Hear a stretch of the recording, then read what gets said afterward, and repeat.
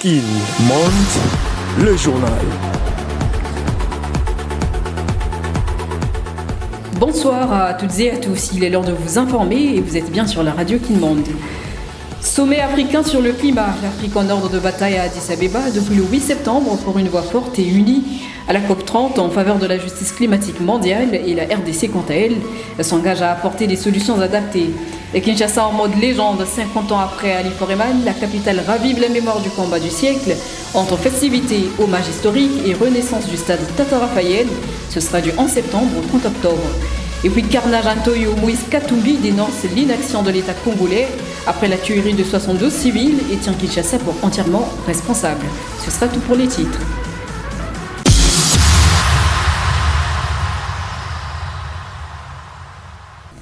Réunis à Addis Abeba depuis le 8 septembre, les pays africains entendent parler d'une seule voix face à l'urgence climatique mondiale. L'adoption attendue de la déclaration d'Addis Abeba devrait porter les ambitions du continent à la COP30 au Brésil. La RDC, représentée par la ministre Marie Nyangendambo, s'engage aux côtés d'autres États africains pour défendre des solutions durables, renforcer la coopération régionale et réclamer des financements concrets aux promesses de 2023. Emmanuel Medina pour ce commentaire rendu par Roland Boulambo.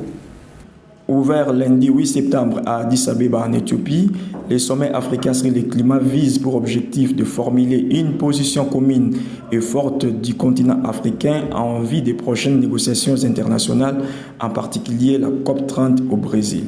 Une position africaine unifiée, l'objectif principal du sommet est l'adoption de la déclaration d'Addis Abeba. Ce document servira de feuille de route commune et de voie unifiée de l'Afrique pour les négociations sur le climat, notamment la COP30. Il vise à renforcer la position du continent sur la scène internationale et à exiger une justice climatique et des actions concrètes de pays développés. Mobilisant de financement, le sommet met l'accent sur le thème « Accélérer les solutions mondiales pour le climat, financement de développement vert et résilient de l'Afrique ». Il s'agit de s'assurer que les promesses d'investissement faites lors du premier sommet en 2023, qui s'élevait à peu près 26 milliards de dollars, se transforment en projets tangibles. L'un des enjeux majeurs est de lier ces promesses à des financements réels pour des projets sur le terrain. Les rôles de l'Afrique comme continent de solutions, les sommets visent à repositionner l'Afrique non seulement comme une victime des changements climatiques, mais aussi comme un acteur clé et un continent de solutions. La déclaration commune d'ONU Climat et du gouvernement éthiopien publiée avant le sommet a souligné le potentiel de l'Afrique en matière d'énergie renouvelable, d'innovation et des ressources naturelles. La RDC, quant à elle, via la ministre de l'Environnement, Développement durable et Nouvelle économie durable, la professeure Marie Nyangendambo, est déterminée d'engager le gouvernement congolais en matière de questions climatiques qui préoccupent la planète et envisage des solutions africaines communes avec les autres pays leaders en la matière. Plusieurs objectifs seconds sont poursuivis, notamment la mise en lumière des solutions africaines éprouvées pour faire face au changement climatique, promouvoir des solutions africaines telles que le reverdissement des paysages et activer l'agriculture résiliente, renforcer la coopération et la coordination entre les pays africains en vue de relever les défis climatiques communs. Kin Monde vous informe en temps réel. Les travaux de modernisation de la première entrée de la commune de Ndjili, longtemps laissée à l'abandon, ont en fait démarrer. Ce tronçon stratégique reliant le boulevard Lumumba à la station Engen quartier 7 via le terrain Bouddha était devenu un cauchemar pour les usagers. Après la deuxième entrée, c'est au tour de cette voie essentielle d'être remise à neuf, suscitant l'espoir d'une amélioration de la circulation dans cette zone clé de Kinshasa. Tony Babson nous en parle. La première entrée de la commune de Ndjili pourra revêtir sa robe d'antan grâce aux travaux de modernisation en cours. Après la deuxième entrée communément appelée Kimbuta, un tronçon menant jusqu'à la place Sainte-Thérèse en passant par l'hôpital de l'amitié sino-congolaise de Ndjili, la première entrée tronçon boulevard Lumumba, station-service Engen quartier 7 en passant par le terrain Bouddha visé par les travaux. La principale voie d'accès et de sortie dans cette municipalité, sa première entrée Ndjili a perdu toute sa saveur. Plongée dans un état de délabrement très avancé, cette voie publique était devenue un obstacle majeur à la fluidité de la circulation des véhicules, comme l'ont témoigné les conducteurs de mototaxis trouvés sur le lieu. La première entrée d'Ili pourra retrouver son sens grâce aux travaux d'Hercule annoncés par le gouvernement de la République. Le délabrement de cette voie d'accès dans la commune de Dili est l'une des causes des embouteillages observés au quotidien dans cette partie de la capitale, avec répercussions sur le boulevard Lumumba, à la hauteur du quartier 1, voie obligée pour atteindre l'aéroport international de Dili. L'Office de voirie et drainage, à l'œuvre, est plutôt invité à l'urgence pour sauver cette municipalité, l'une des plus habitées de la mégalopole Kinshasa. Kin Monde vous informe en temps réel. Cap vers l'est du pays, après le carnage à Ntoyo dans une attaque attribuée aux ADF, où plus de 70 civils viennent d'être tués, Moïse Katumbi monte au créneau et pointe l'échec criant de l'État congolais à protéger sa population. Pour l'opposant, les autorités, pourtant alertées à temps, n'ont rien fait pour empêcher cette tragédie, survenue malgré l'état de siège en vigueur depuis plus de 4 ans dans le Nord Kivu. Kinshasa promet encore une fois des mesures sécuritaires. Suivez. Au lendemain du massacre d'au moins 72 civils par les ADF à Ntoyo, dans le territoire de Lubero au Nord Kivu, Moïse Katumbi dénonce l'inaction des autorités. Il les accuse d'être responsables de la situation. Et Kinshasa, de son côté, promet des mesures de renforcement sécuritaire. À titre de rappel, dans la nuit du lundi 8 au mardi 9 septembre, le village de Toyo, situé à 7 km de Mangoré-Dipa, secteur de Bapéré, a été le théâtre d'une attaque sanglante attribuée aux ADF. Selon des sources locales et sécuritaires, au moins 72 civils ont été massacrés. Un témoin affirme que 26 personnes ont été exécutées dans une parcelle où se tenait une veillée mortuaire. Le président d'Ensemble pour la République, Moïse Katumbi, a exprimé sa colère sur le réseau X, fustigeant l'inaction des autorités sécuritaires pourtant alertées avant le drame. Il dénonce l'échec total de l'État à protéger le droit sacré à la vie dans le cadre de l'état de siège instauré au Nord Kivu depuis plus de 4 ans. Kin Monde vous informe en temps réel. Dans le même registre, depuis la tribune du Conseil des droits de l'homme à Genève ce mardi 9 septembre, le gouvernement congolais, par la voix de Patrick Mouyaya, a vivement dénoncé les accusations assimilant les FARDC aux groupes armés. Le ministre de la Communication a exigé l'ouverture d'une commission d'enquête indépendante pour faire la lumière sur les crimes commis en RDC, pointant directement la responsabilité de l'armée rwandaise dans l'instabilité persistante à l'est du pays. Et suivez.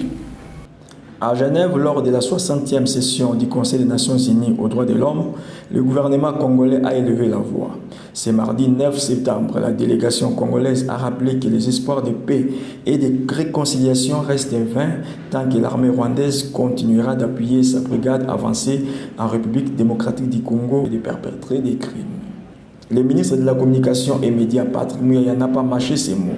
La RDC insiste pour que les moyens soient prioritairement orientés vers la mise en place effective d'une commission d'enquête indépendante, la seule voie crédible pour briser l'impunité et rendre justice aux victimes, a-t-il déclaré, réclamant une action rapide et ferme du Conseil des droits de l'homme. Alors que certains acteurs internationaux évoquent encore un supposé rapprochement entre l'armée congolaise et les forces démocratiques pour la libération du Rwanda FDLR, le gouvernement a tenu à clarifier les choses. Les FARDC sont une armée nationale et républicaine soumise au droit international.